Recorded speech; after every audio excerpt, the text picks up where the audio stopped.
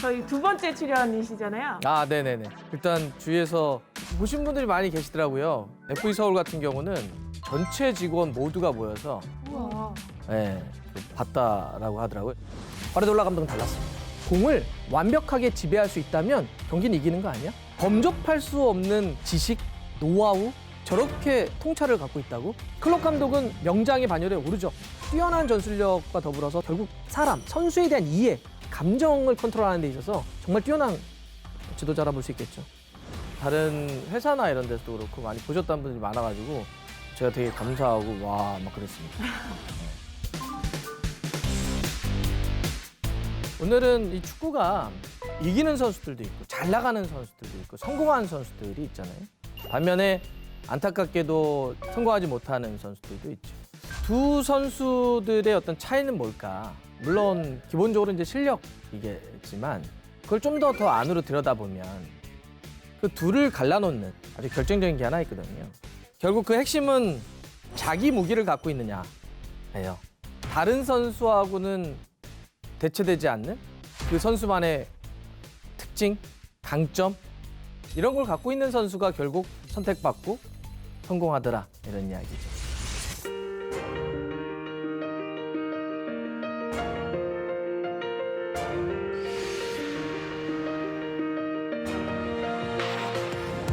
야. be the greatest, you can be the best. You can be the King Kong banging on your chest.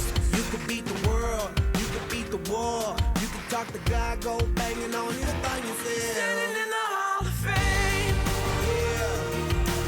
Yeah, and the world's gonna know your name. yeah. 축구 선수의 능력을 우리가 육각형 같은 거로 그래프화합니다. 예를 들어서 뭐 스피드는 얼마, 뭐 슈팅은 얼마, 수비력은 얼마, 뭐 드리블은 얼마 이런 식으로 팀워크는 얼마 해서 이렇게 그리는 거예요. 5가지는 다 기본적으로 하되 하나만큼은 뾰족한 선수가 돼야 돼. 예를 들어 속도는 이 친구는 정말 누구한테도 뒤처지지 않아.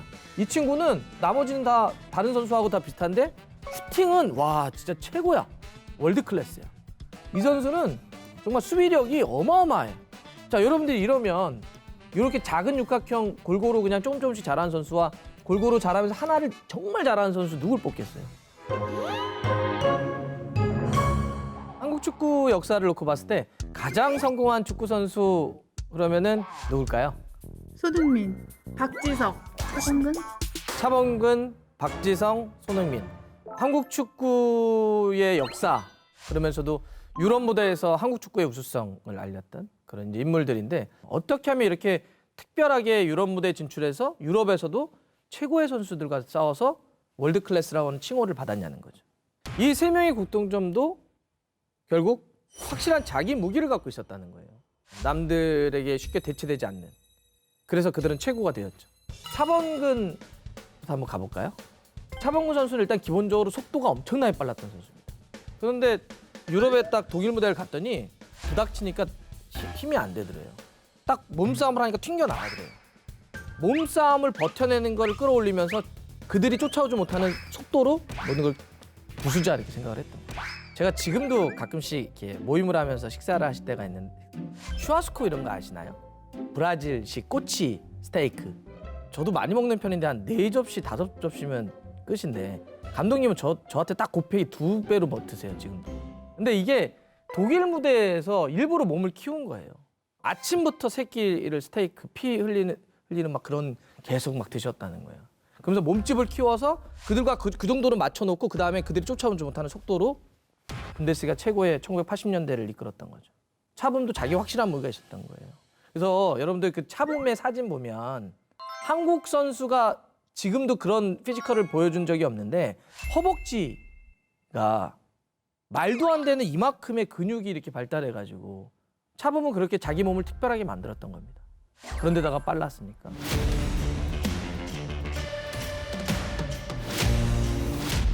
예를 들면 이런 거죠.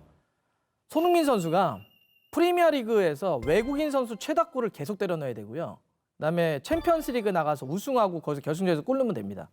그거를 차붐이 1980년대 한 거예요. 한 십몇 년 동안 깨지지 않았던 독일 분데스리가 외국인 선수 최다골 기록을 갖고 있었어요. 근데 또 이런 얘기를 드리면 그 분데스리가하고 프리미어리그하고 다르잖아요. 이렇게 얘기할 수 있겠지만 1980년대 독일 분데스리가는 지금의 프리미어리그예요. 그만큼 대단한 인물이죠. 자, 박지성 선수가 맨유로 가기 전까지만 하더라도 맨유는 약간 상상 속에 있는 팀 정도의 느낌이었거든요. 그런데 이제 그런 팀에 딱 간 거예요. 저도 처음에 맨유를 박지성 선수가 갔다고 했을 때 약간 에이 페이크지? 막 이런 거였어요. 진짜 그렇게 느꼈거든요. 와, 진짜 갔다고 우리나라 선수가? 맨유에? 지금도 맨유가 대단한 세계적인 클럽이지만 그때는 정말 웬만한 데를 다 우승할 때고 막 최고의 선수들이 다 모였으니까. 근데 그때 박지성 선수가 훈련장에 처음에 가서 인사하러 갔더니 호날두가 있네요. 웨인 루니가 있어요. 스콜스가 있고 라이언 긱스가 있고 반 니스텔로이가 있고 리오 퍼디난드가 있고 막 말이 안 되는 선수들이 이렇게 있는 거예요. 그러니까 이게 약간의 현타가 오기 시작했대요. 어떤 현타냐? 나 어떻게 해야 되지? 여기까지는 좋아. 맨유 입단한 거 좋고 이런 세계적인 선수들과 함께 뛴 거 다 좋아. 근데 나 여기서 주전으로 뛰어야 되고 잘 뛰고 살아남고 성과를 내야 되는데 어떻게 해야 되지?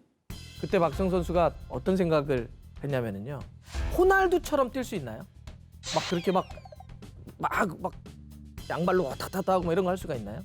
웨인 루니처럼 박지성 선수가 뛸 수 있어요? 막 이래가지고 막 밀고, 그건 절구통 드리블이라고 하거든요. 수비수들 막 밀고 들어가서 막 드리블하는. 그러니까 이거는 누가 잘하냐 못하냐가 아니라 박지성은 그들과 다르다는 얘기를 하고 싶은 거예요. 자기도 그거를 딱 인지하기 시작했던 거예요. 난 다르다. 그러면 난 내 스타일대로 뛰겠어. 나는 호날두가 아니니, 난 루니가 아니니, 난 스콜스가 아니니, 난 반 니스텔로이가 아니니까 그들처럼 따라하진 않겠어. 난 내가 잘하는 거에 집중하겠어. 그래서 박지성의 특별함은 뭐였어요? 퍼거슨 감독이 그런 얘기를 하죠. 사람들은 박지성이 얼마나 대단한 선수인지 모른다. 얼마나 세계적인 선수인지 모른다. 박지성 선수가 얼마나 대단한 선수인지를 알려면 경기장에 와서 박지성의 움직임만 계속 90분 동안 지켜봐라. 그가 90분 동안 경기장을 어떻게 뛰어다니는지. 우리가 축구 용어로는 오프 더 볼이라고 그래요. 볼이 없을 때도 끊임없이 움직이면서 공격을 할 때는 받쳐주고 수비할 때는 커버해주고 정말 어마어마하게 뛰어주면서 이 아주 개성 강한 스타 플레이어 중심의 맨유를 끊임없이 팀으로 뭉쳐주게 하는 거예요. 다 서로 공격하고 뭐 한다고 할 때 박지성 선수가 돌아다니면서 이 팀을 계속 묶어내는 거죠. 많은 우리 국내의 스타 플레이어 출신들이 사석에서 그런 얘기를 합니다. 만약에 감독이야. 그러면 역대 우리나라 선수 중에 누구 데려오고 싶어? 그러면 하나같이 박지성이에요. 왜? 이렇게 팀에는 정말 이런 선수가 있으면 팀이 그냥 계속 이겨요. 굉장히 강한 팀이 됩니다. 박지성은 그거로 자기의 특별함을 찾은 거예요. 결코 남을 따라하려고 하지 않았어요. 따라할 수도 없지만 따라하려고 하지도 않았어요. 자기가 타고난 심폐지구력에 자기 어떤 노력을 통해서 자기 특별함을 만들어요. 손흥민은 어때요? 드리블과 스피드? 드리블과 스피드. 거기에 좀 한 발짝 더 가자면 손흥민은 양발이죠. 근데 이 양발은 우리나라 선수들이 조금씩 합니다. 거의 다. 어렸을 때부터 양발을 많이 가리키니까. 근데 손흥민의 양발, 요즘 우리가 쓰는 표현으로 약간 좀 미쳤다. 이럴 수 있는 게 뭐냐면 우리가 한 발을 타고나잖아요. 대체적으로는. 오른발잡이거나 왼발잡이거나. 근데 오른발잡이로 태어나서 양발을 쓰고 싶으면 왼발을 막 열심히 연습을 합니다. 그러면 어느 정도까지 되냐면 10을 만점으로 놓고 봤을 때 한 오른발이 한 7, 왼발이 한 3 정도 돼요. 진짜 잘하면 한 6대 4까지 갑니다. 이것도 거의 흔치 않은 케이스예요. 어마어마한 노력이거든요. 근데 손흥민이 무서운 거 미친 건 뭐냐면 그게 5대 5예요. 5대. 이건 진짜 미친 거예요. 말이 안 돼요. 이거는 그들도 놀래요. 영국에서. 어떻게 이렇게 양발을 쓸 수가 있지? 조금씩 쓰는 선수들은 있어요. 근데 조금씩 쓰면 특별하지가 않다는 거예요. 제가 직접 런던에 가서 지난번에 손흥민 선수에게 들었던 건데 의식적으로 자기의 최면을 계속 건대요. 난 원래 왼발잡이로 태어났어. 무서운 친구예요. 그래서 어떤 행동까지 하냐면 양말을 신을 때도 왼발부터 신습니다. 바지를 입을 때도 왼발부터 집어넣어요. 모든 걸 의식적으로 다 왼발부터 해요. 왜? 난 왼발잡이니까. 그럼 이런 걸 왜 했냐는 거예요. 자기만의 무기를 만들려고. 그래야 특별해지고 특별해져야 선택받고 성공할 수 있으니까. 그래야 이기니까.